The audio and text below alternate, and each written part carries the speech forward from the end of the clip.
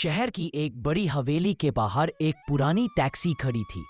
उस टैक्सी के पास एक छोटा बच्चा रवि अपने पिता की मदद कर रहा था। रवि मुस्कुराया। पापा, मैं भी गाड़ी चलाना सीख लूं? परे नहीं बेटा, तू बस पढ़ाई कर। ये स्टीयरिंग हम जैसे लोगों के लिए है जो दिन रात सड़कों पर घूमते रहते हैं। लेकिन उसके दिल में कहीं ना कहीं ये बात चुभ गई। वही हवेली के अंदर वही उम्र का एक बच्चा आर्यन अपने बर्थडे की तैयारी में था। मॉम, आज तो पापा ने कहा है ना कि मुझे नई कार गिफ्ट करेंगे। हाँ बेटा, तुम्हारे लिए सबसे महंगी कार बुक की गई है। दोनों बच्चों की किस्मतें अलग थीं। एक के पास कार थी, दूसरे के पास कार साफ करने का कपड़ा। वक्त बीतता गया। रवि अब जवान हो चुका था। पिता बूढ़े हो गए थे, लेकिन रवि के अंदर एक आग थी। एक दिन मैं भी बड़ी गाड़ी चलाऊंगा। वही आर्यन विदेश में पढ़ाई के लिए चला गया। उसका जीवन हर सुख सुविधा से भरा था, लेकिन अंदर एक खालीपन था। एक दिन रवि के पिता की तबीयत बहुत बिगड़ गई। वो ऑक्सीजन सिलेंडर के सहारे घर में पड़े थे। बेटा, तू अब बड़े शहर जा, अपनी तकदीर बदल। ये टैक्सी अब तेरे नाम की। रवि की आंखों से आंसू टपक पड़े। बस पापा, आप मेरे साथ रहोगे, मैं कहीं नहीं जाऊंगा। लेकिन किस्मत को कुछ और ही मंजूर था। कुछ दिनों बाद रवि के पिता चल बसे। अब रवि ने वहीं टैक्सी लेकर काम शुरू किया। वो हर दिन सवारियां ढोता, लेकिन हर सफर उसके लिए नया सबक बन जाता। एक दिन हवेली के पास से गुजरते हुए उसे वहीं पुरानी हवेली दिखी।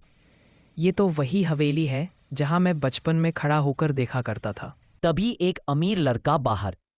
अरे, ये तो आर्यन है। कुछ दिनों बाद हवेली के मालिक की कार खराब हो गई।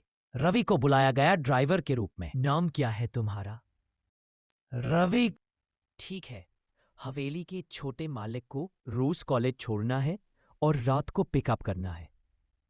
रवि रोज आर्यन को कॉलेज छोड़ने जाता।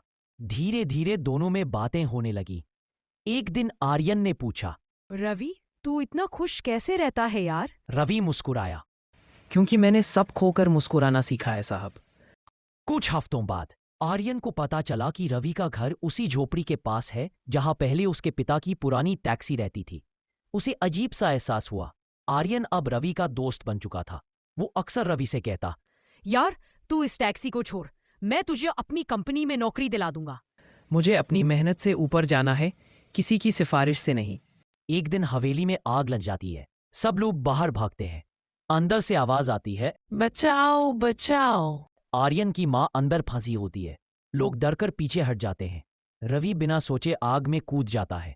कुछ मिनट बाद वो आर्यन की मां को कंधे पर उठाए बाहर निकलता है। उसका चेहरा झुलस गया था, लेकिन मां की जान बच गई। अस्पताल में आर्यन रवि के पास आता है। रवि, तू पागल है क्या? अपनी जान दे देता तो। अरे साहब, माँ तो माँ होती है, चाहे किसी की भी हो। आर्यन की आंखों से आंसू निकल पड़ते हैं। उसी समय डॉक्टर बाहर आता है।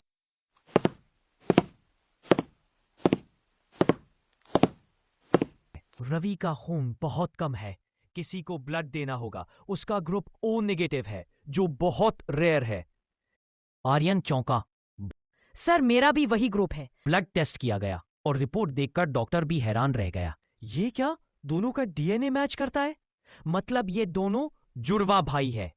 आर्यन और रवि दोनों के माता पिता को बुलाया गया। हवेली की मालकिन फूट फूट कर रोने लगी। उस दिन हॉस्पिटल में 2 जुड़वा बच्चे हुए थे। एक को हम समझे मर गया, लेकिन नर्स ने शायद किसी गरीब को दे दिया होगा। तो मैं इस हवेली का बेटा हूँ। रवि की आंखों से आंसू बहे। नहीं साहब, आप वो नहीं हैं। मेरे असली पिता वो हैं जिन्होंने मुझे सिखाया कि मेहनत ही इंसान की असली पहचान है।